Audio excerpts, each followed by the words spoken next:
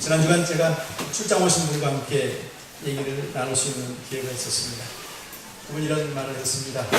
본인이 등산을 참 좋아하셔서 한국의 모든 높은 산들은 다 올라가 보았다라고요.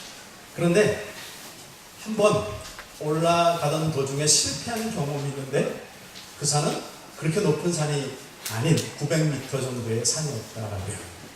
그날따라 몸이 굉장히 힘들더랍니다. 그래도 올라가려고 애를 쓰고 있는데, 원래 등산하는 분들은 정상에 거의 쯤 돼서 지쳤을 때 정상을 밟고 내려오는 사람들에게 얼마나 남았느냐고 묻지 않는다고 합니다. 그런가요? 그리고 혹시 묻더라도 대부분의 많은 사람들은 답변하기를 얼마 안 남았어요, 조금 남았습니다 라고 대답하는 것이 정설이라고 합니다. 이분이 너무 힘들어서 한 분 내려오는 사람에게 얼마나 남았습니까? 그랬더니 그분이 대답하기를 아이고 온 것만큼 또 가야 돼요. 그리고 내려가더랍니다. 그 말을 듣자마자 온 그 의지가 다 깎여버리고 힘이 다 빠져서 본인이 다 기복하고 산을 내려와 버려 실패했다. 정말로 반이 남아있는 것이 정답이었을 수도 있겠죠. 그러나 내 귀에 어떤 말이 들리느냐, 그 상황에서 어떻게 받아들여지게 됐느냐. 격려로 들릴 수도 있고요, 나를 포기하게 들릴 수도 있도록. 무엇을 듣는가, 어떻게 듣는가, 그래서 어떤 행동으로 나아가게 하는가. 오늘 저는 믿음이라는 주제를 좀 다루기 원합니다. 좀 쉽고 재미난 설교를 하고 싶어서 몸부림치는데 계속해서 믿음에 관한 말씀을 준비되어서 이렇게 순종하고 섰습니다. 우리가 믿는다, 또 믿는 자가 되었다라고 믿음에 관한 일들을 참 많이들 말하는데 무엇을 우리가 믿는다는 것입니까? 또 어떻게 믿어야 온전한 믿음이라고 한다는 것입니까? 성령께서 우리 가운데 임하셔서 깨닫게 하시기를 간절히 소원하는 말씀을 전합니다. 성경은 믿음을 이렇게 설명하십니다. 1절에 보면요, 자, 함께 1절 시작. 믿음은 바라는 것들의 실상이요 보이지 않는 것들의 증거다. 바라는 것들의 실상이다. 실상이라는 말은 실제 모양이나 상태를 말하는 것입니다. 내가 소망하고 목표하는 것들의 실제 모양과 상태이다. 또 믿음은 보이지 않는 것들의 증거라고 하시는데, 이 증거란 사실을 증명하는 근거가 바로 증거입니다. 쉽게 이해가 되세요? 저도 아무리 쉽게 설명하려고 해도 어려운데요. 그렇다면 이 설명은 어떻습니까? 믿음은 바라는 것, 즉 내 마음에 소망하고 원하는 것들이 정말 이루어져 있는 실제 모양과 상태인데, 그것이 정말 그러하다는 것을 내 손에 증거로 쥐고 있는 것이다.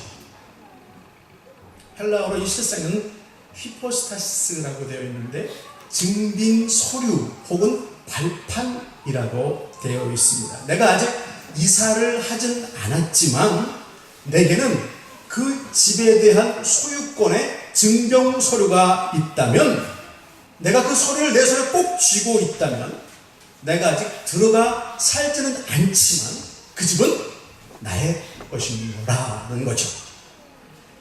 경험과 지식으로 확인된 것은 믿음이라고 하지 않습니다. knowledge, 지식 혹은 안다, 이렇게 되어야 되죠. 내가 아는 그것이, 내가 알고 있는 그 지식들이 어느 대상에 대해서 믿음을 갖게 하는데 도움을 주는 것은 맞는 것이죠. 그러나 믿음은 또 다른 차원의 어떤 것입니다. 조금 더 들어가 보겠습니다. 첫째, 믿음은요, 하나님의 말씀에 근거해야만 한다라는 것입니다.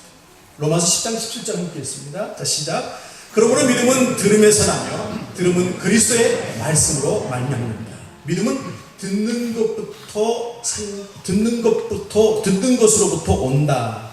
무엇을 듣는 것? 그리스도의 말씀을 듣는 것. 수많은 정보가 뇌 귀에 들리고 내 뇌에 입력되지만 그런 것들로 인해 생기는 차원의 믿음이 아니다.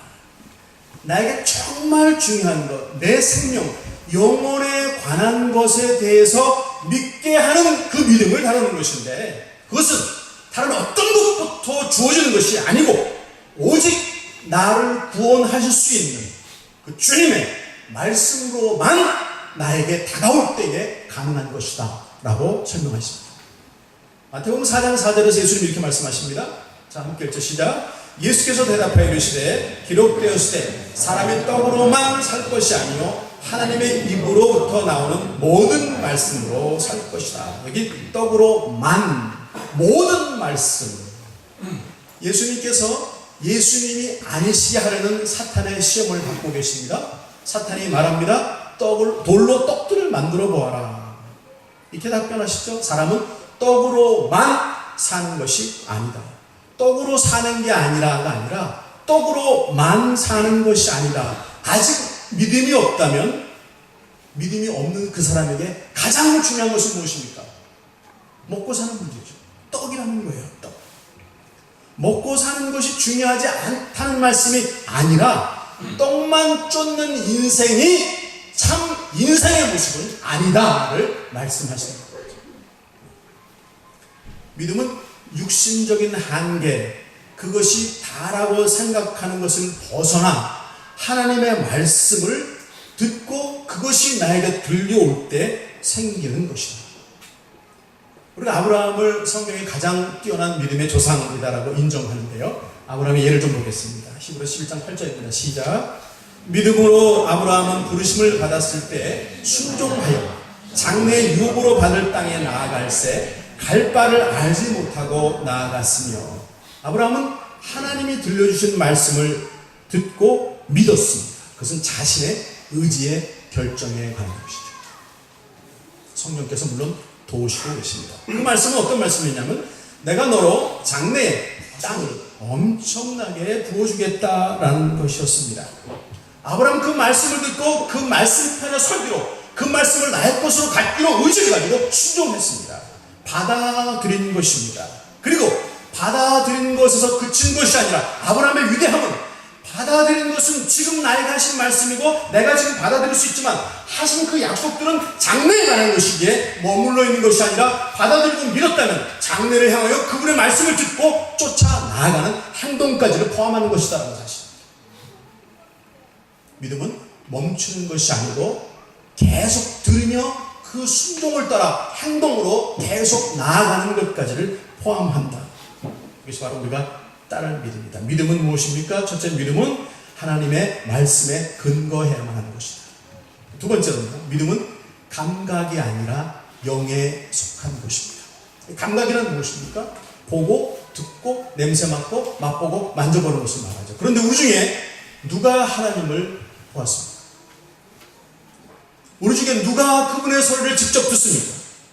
냄새로 그분을 알 수 있습니까? 맛볼 수도 없고 만져보지도 못합니다. 그러나 놀라운 사실은 우리가 감각으로 체험하지 못했지만 우리가 그 하나님을 믿고 있다는 사실입니다. 그렇다면 이 믿음은 육신의 문제만이 아니라 그것을 뛰어넘는 내 속에 보이지 않는 영혼의 문제인 것을 말씀하시고 계십니다.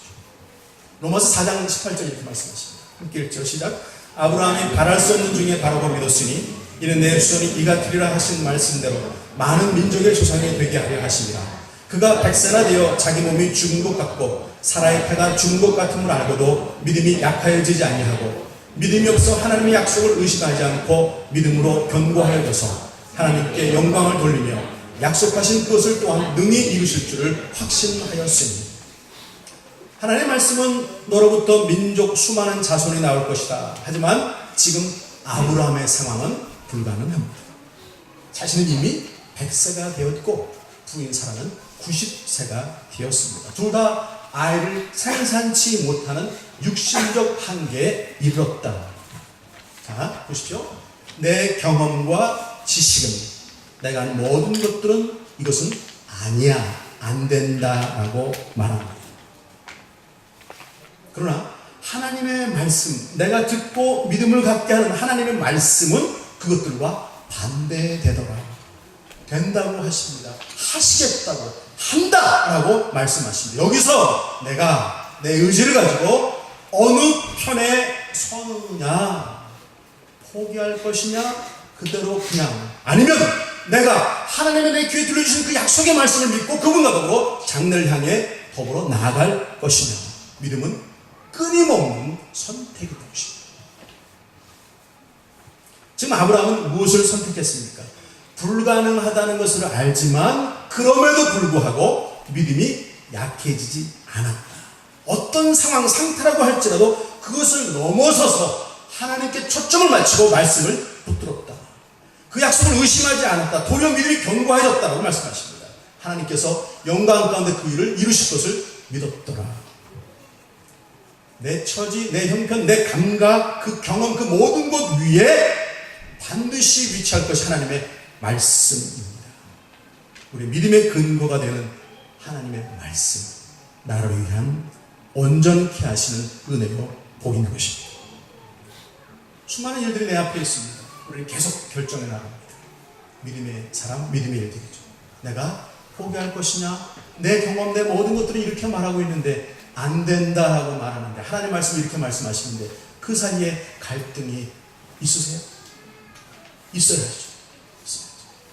믿음의 두 가지, 특별히 나눌 수는 없겠지만 두 가지가 있다라고 생각합니다. 하나는 구원받아 천국을 소원하게 된, 천국을 소유하게 된 믿음.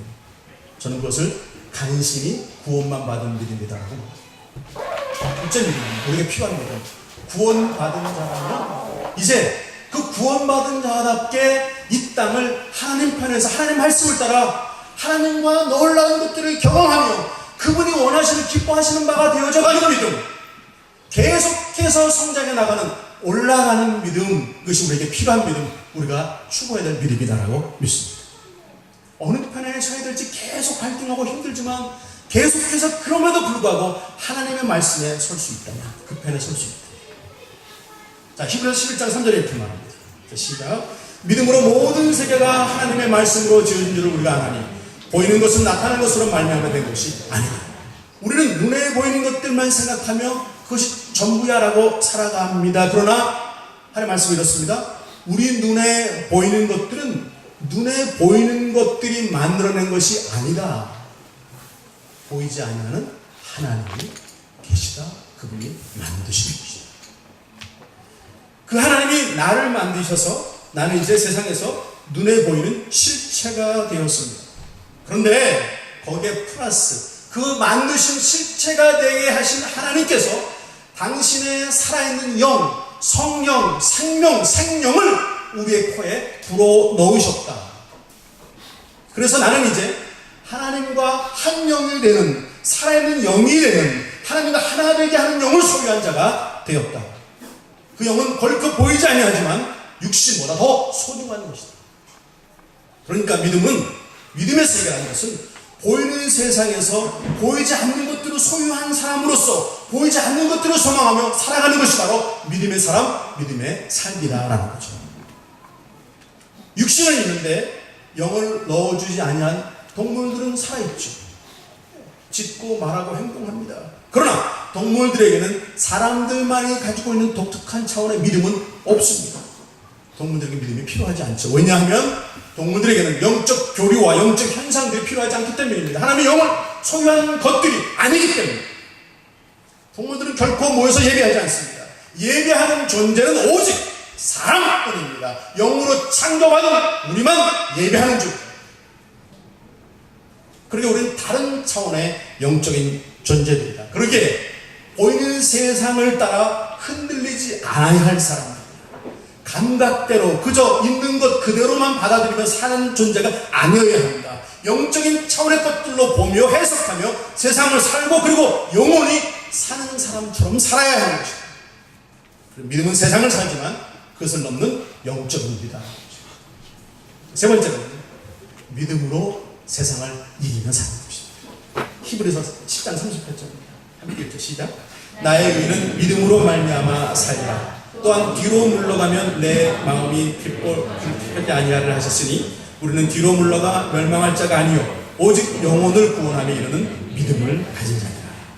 나의 의는 하나님의 그 죄인이었으나 이제 하나님께서 의인으로 인정해 주신 나의 의인은 의인으로 받아들여진 바 된 무엇을 통하여 하나님 말씀을 믿고 믿음으로 말미암아 의인으로 받아진 우리는 믿음으로 말미암다는 말은 원인과 이유가 되어서 믿음이 내가 소유한 믿음이 원인과 이유가 되어서 계속 앞으로 가야 하는 존재인데 만일 뒤로 물러가면 하나님이 기뻐할 수 없다.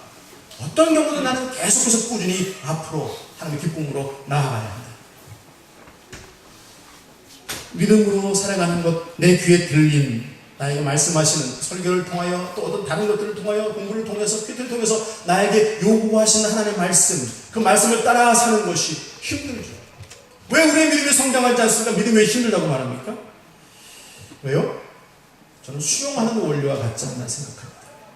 수영을 배우려면 일단 걷고 어디에? 물속에 풍덩 들어와야 합니다. 자꾸만 겉에서 수영 배워야지, 수영하면 좋을 거야, 수영하면 시원하더라, 아 정말 건강해지더라, 물 빼고 발 넣고 다리 빼고, 안 되죠. 옷을 다 벗든지 수영복을 입든지 뭘 입든지 물속으로 들어와야 합니다. 그 다음에는 어떻게 하는 줄 아세요? 다 맡겨버려요. 물속에 자꾸만 내 머리를 들려고 하고 내 힘으로 했으니까 나는 물에 빠지는 거죠. 다 맡기고 나를 가장 사랑하시는 그분 안에, 나를 가장 기뻐하시고 나를 가장 잘하시는, 나보다 나를 더 잘하시는 그분 안에 내가 풍덩 들어와 그분 안에 느끼며 감사하며 감격하며 있는 것. 다니엘의 친구들 셋은 왕 외에 다른 신을 경배하면 죽는다라는 경고를 들었습니다. 하나님을 만약에 예배하게 되면 정말 죽어요. 그들도 알고 있어요. 그런데 그들은 하나님을 경배합니다. 죽는다고 말했지만, 잘 알고 있지만 하나님을 경배합니다. 어떻게? 죽는 것보다, 세상을 마감 짓는 어떤 고통들보다 하나님을 경배하는 것이 더 큰 가치가 있음을 그들이 붙들었기 때문이죠. 그게 믿음이죠. 그렇게 할 수 있어요. 정말 그들은 잡혔습니다. 왕이 명령한 대로 불구덩이에 던짐을 받았습니다. 불에 타서 죽을 것을 알지만 세상과 사람과 권세에 따르는 것보다 하나님의 말씀을 지키는 것이 믿음이고, 그 믿음을 지킨 것으로 인해서 불 속에 빠지게 되었다. 불 속에 던져졌다면 나는 내 믿음을 끝까지 지킨 것이다. 이제 그 결과는 하나님의 몫입니다. 그냥 그대로 죽게 두시던가 아니면 다시 살리실 이유가 있으시던가. 하나님께 죽음이란 도대체 무엇입니까? 이제 믿음 안에, 믿음 없던 내가 아니라 믿음 안에 있는 나에게 죽음이란 무엇입니까? 저는 그 죽음을 이미 우리에게 말씀해 주신 그것을 얻게 되는 새로운 감격, 진정한 안식, 그리고 한마디로 저는 그 죽음을 놀라움이라고 표현하고 싶습니다.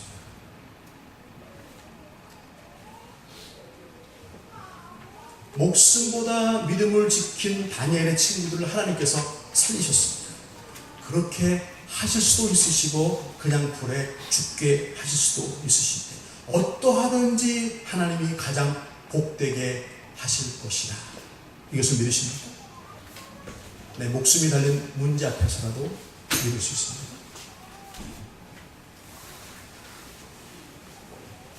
다윗은 들판에서 아버지 양들을 돌보는 목자였습니다. 어느 날 아버지의 심부름으로 형들을 만나러 전쟁터로 갔죠. 그는 그곳에서 전쟁에 임하고 있는 양쪽 세력을 보았습니다. 상대편 블레셋 군인 중에 장군인 거인 골리앗을 보았습니다.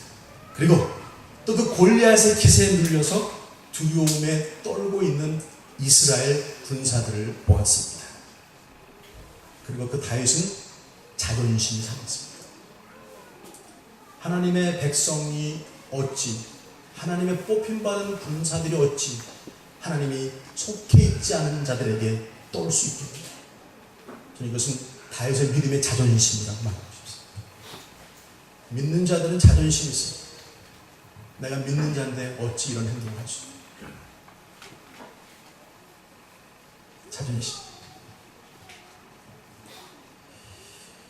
골리앗이 엄청난 거인이라고 해도, 적군의 사기가 하늘을 찌를 듯이 높아도 하나님의 백성들이 이럴 수는 없다.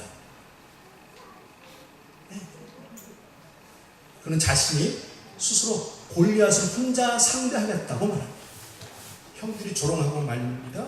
오늘 어린 놈 하나 죽네라고 사람들이 조롱하고 수군댑니다. 그러나 다윗의 귀에는, 다윗의 눈에는 그들이 보이지 않습니다. 다윗은 오직 하나님 보고 듣습니다. 하나님. 그분이 보이고 그분의 말씀이 계속해집니다. 자신들의 백성들을 보호하시고 영원히 함께 하신다고 하신 그 말씀이 믿어지는 것입니다. 또 자신이 하나님 안에 거하며 경험했던 것들이 떠오르고 더 굳은 확신을 갖게 해줍니다. 사자나 곰이 자신이 돌보던 아버지의 양들을 움켜가면 그 사자와 곰을 두려워하지 않고 하나님의 이름으로 달려가서 그 사자의 입을 찢고 양들을 빼내오던 경험이 되살아나는 것입니다. 이것이 믿음의 경험의 힘입니다. 믿음의 걸음 걸어온 뒤돌아본 그 힘이 거기에 있는 것입니다.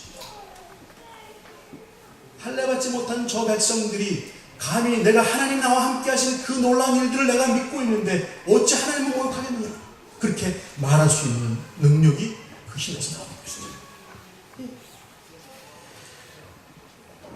지금까지 내 삶의 역사에 오셨던 하나님 어떤 분이십니까? 내가 믿음의 편에 섰을 때 나에게는 어떤 일들이 있어져 왔습니다. 그 상대가 누구이든 크든 작든 거인이든 뛰어난 장수든 상대를 맞닥뜨려 싸우실 분은 내가 아니라 내 속에 믿음으로 계신 하나님이십니다. 상대와 나를 비교해보니 나는 맨날 지는 거예요. 상대와 믿음으로 하나님을 비교해보면 나는 이길 수 있어요. 상대와 나는 게임도 안 되는데 상대와 하나님은 게임 끝이에요. 내 모든 것을 뒤로 하고 그 상대와 하나님을 비교해보는 거예요. 그것이 믿음이죠. 그것이 무엇이든 누구이든 하나님과 상대가 되겠는 거예요. 이것이 믿음이고 그것에 따른 행동. 다윗은 거추장스럽고 묵은 갑옷을 다 내놓습니다. 늘 하던 대로 지팡이를 손에 들고 돌 5을 주머니에 넣고 물매를 들고 나아갑니다. 사무엘상 10장 이렇게 말합니다. 1절 시작. 다윗이 블레셋 사람에게 이르되 너는 칼과 창과 단창으로 내게 오거니와 나는 만군의 여호와 이름으로 곧 내가 모욕하는 이스라엘 군대의 하나님의 이름으로 내게 나아간다. 너는 무기를 들고 다 갖추고 그 힘으로 나에게 오냐? 아니야, 나는 하나님의 이름으로 달려나가며 돌에 물매를 달아 던졌으며 돌멩이 하나로 끝. 믿음이 담긴 돌, 승리를 확신하며 하나님의 이름으로 던진 돌, 정확히 골리앗의 이마에 박히고 쓰러졌습니다. 성경에 보니까 다윗에게 그때 손에 칼이 없더라. 칼과 힘으로, 내 힘으로 이기는 게 아니에요. 오직 믿음으로 행동하는 믿음, 항상 늘 그래왔기에 앞으로 그랬을 것을 믿기에 나아가는 행동으로 세상을 이기는 것입니다. 말씀을 정리하고 싶습니다. 진정 우리에게 필요한 것은 오늘 이 시대에, 이 어렵고 힘든 시기에 우리에게 필요한 것은 무엇입니까? 감각, 경험, 칼, 힘, 어떤 누구? 아니에요. 오직 믿음이 됩니다. 믿음 나를 구원에 이르게 합니다. 그러게 나를 살리는 힘입니다. 믿음은 세상을 이기게 하는 힘입니다. 그리고 믿음은 하나님 편에 속한 영적인 일이며 나의 믿음은 나로 하여금 하나님의 사람답게 그분의 의도대로 온전하게 하는 능력입니다. 그것이 믿음이고 우리에게 믿음이 필요한 이유이죠. 바울은 자신의 삶 마지막에 디모데후서 4장 7절에 이렇게 고백합니다. 6절째 시작. 나는 선한 싸움을 싸우고 나의 달려갈 길을 마치고 믿음을 지켰습니다. 선한 싸움을 사랑하십시오. 달려갈 길을 달려가십시오. 그리고 믿음을 지키며 나아가십시오. 성령께서 간섭하셔서 오늘 전해진 말씀이 여러분 가운데 잘 이해되기를 축복합니다. 그리고 계속해서 이 땅에 영에 속한 사람, 믿음으로 하나님의 사람, 하나님의 기쁨으로 미소 짓게 하는 사람들, 온전케 됨을 쫓아가는 사람들 살아가 그 능력으로 세상을 이기신 여러분 되시길 축복합니다. 기도하겠습니다.